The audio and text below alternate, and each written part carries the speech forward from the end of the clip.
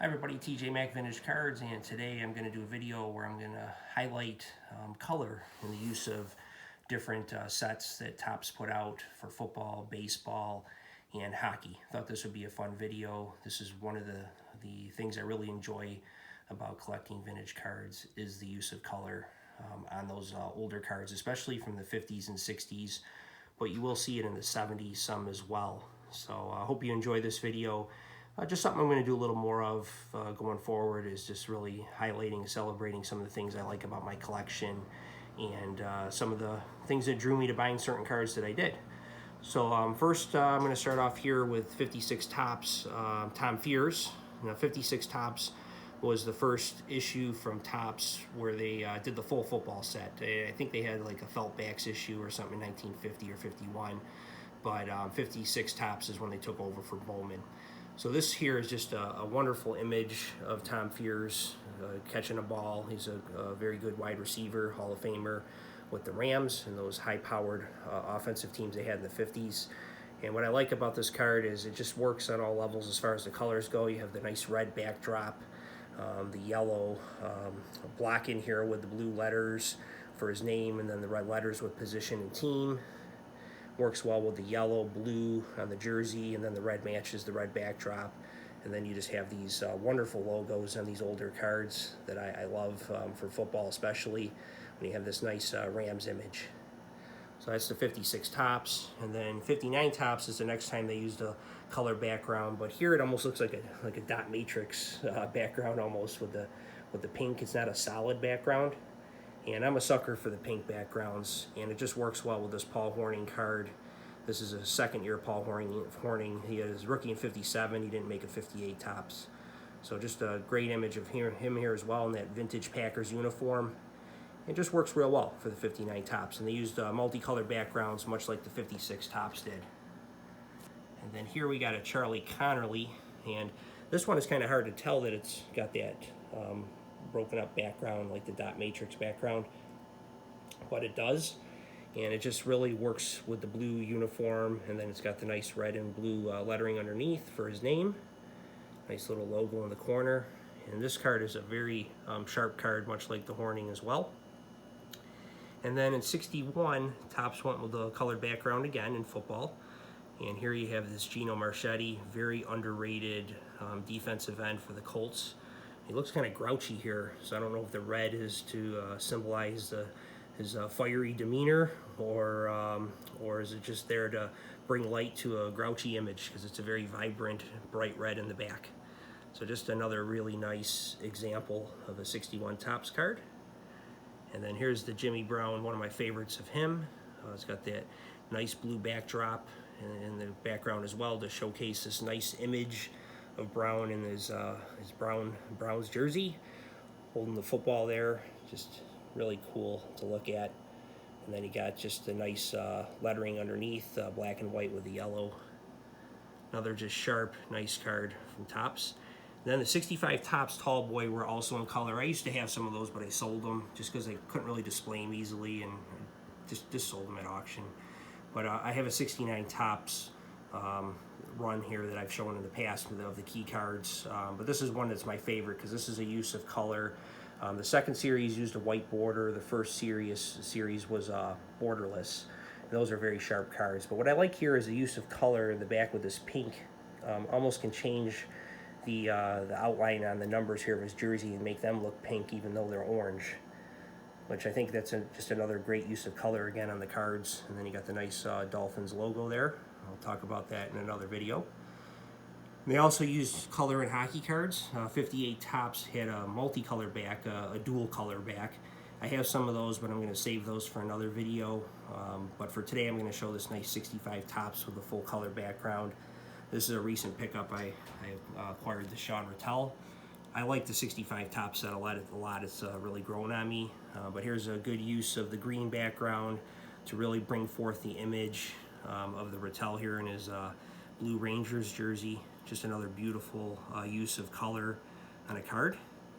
And then 71 Topps used color as well in the inset photo and the oval photo, but this is a better use of the color, I think, just because the image is more pronounced on this card. It's larger, And I've shown this card before, but it's one of my favorites for use of color with this bold pink background on the Gump Worsley. So they did that in 72 Topps, and that's the last time they've used color like this in any of the vintage Topps issues. I'm not as up to speed with modern, but in any of the vintage Topps issues, they did not use color again. That would include O-Pee-Chee as well. Now for baseball, here's an example of color. They did not use color like hockey and football especially did, but here's a nice use of it in the 58 Topps set.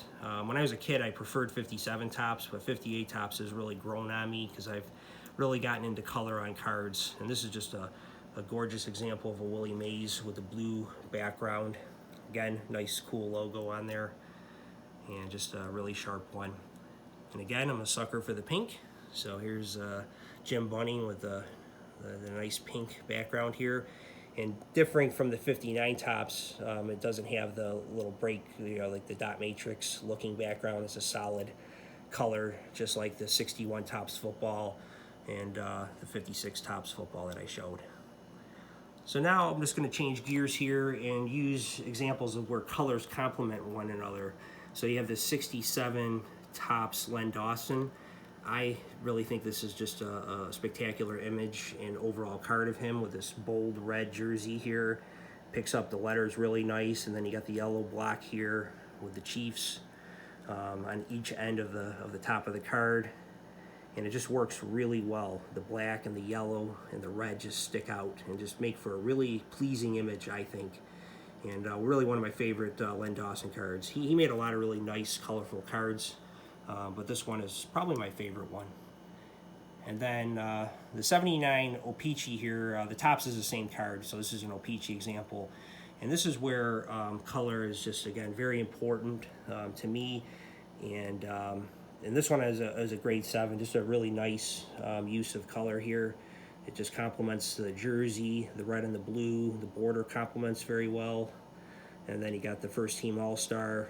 Just works well at all levels for a very pleasing image to the eye, and a very nice example of a Guy Lafleur from that year. And not to leave baseball out, here's some examples of some baseball. The 66 Topps Bob Gibson, another great example of color with the yellow and red on the stripe up in the corner there, and then the Bob Gibson on the bottom, and it just goes really well with the bat on the jersey with the Cardinals and the red sleeves and the hat. Again, very pleasing image, one that my eye gets drawn to when I display my 66 Topps case. And in 59 Topps, one of my favorite sets, here's an example of the use of the colors again to work well. You got the Yankees logo, matches the sleeves on Berra. The red really draws out the picture of him, and it's just the logo really complements the card very well, and the red does a lot to bring the image out on the card. So I like that one too. And then this 58 Topps, very similar designs, 58 Topps football and 59 Topps baseball. So very similar designs. And this Matson works great. I like that he's got the no face guard on the mask, and then you got the red, the yellow. Just works very well for, again, another image that just draws you in and brings the eye right onto the really cool shot of Matson, and the color just works well to complement it. And then you have some examples where the 70s here, this Dave Winfield, it's another beautiful looking card, and corners, not a big time on talking about conditions and things like that all the time, but I think corners are important when you have that, similar to like the 79 Topps. You can see it really draws you in when you have really nice corners on these cards because of the color on the bottom. It's not as important, I think, with white corners. But this is just another great image. It does not match other than the top Padres with the jersey, but just another really cool image. So I think it kind of makes it stand out a little bit too. Kind of typical of the 70s with things that didn't match. I was saying to David from T&D Sports Cards that my mom used to dress me in stripes and plaid when I grew up in the 70s, so I don't think matching really mattered much. So here's another image here of 59 Topps with the green border. Doesn't really match the inset picture of Ernie Banks in the blue and the gray, but I think it works because the green really draws out the image, and very pleasing to the eye like a lot of these other ones, and just really screams 50s when you see a card like this. Similar to this Bobby Lane here, another card that just screams 50s. The pink really matches this blue well, and just again something that really draws you in. When I have this one in the case when I show off my 58 Topps football cards, this is one that draws me in just because of the colors. So I realize that I'm really into colors because my eyes always seem to go to the colorful cards. And this Tommy McDonald one, I showed this one in a video a little while back, but this is just a spectacular use of color with the green and the creamsicle inset color outside of the border there, or inside the border there. And then they got the green grass. Just, again, another very pleasing image that draws you in.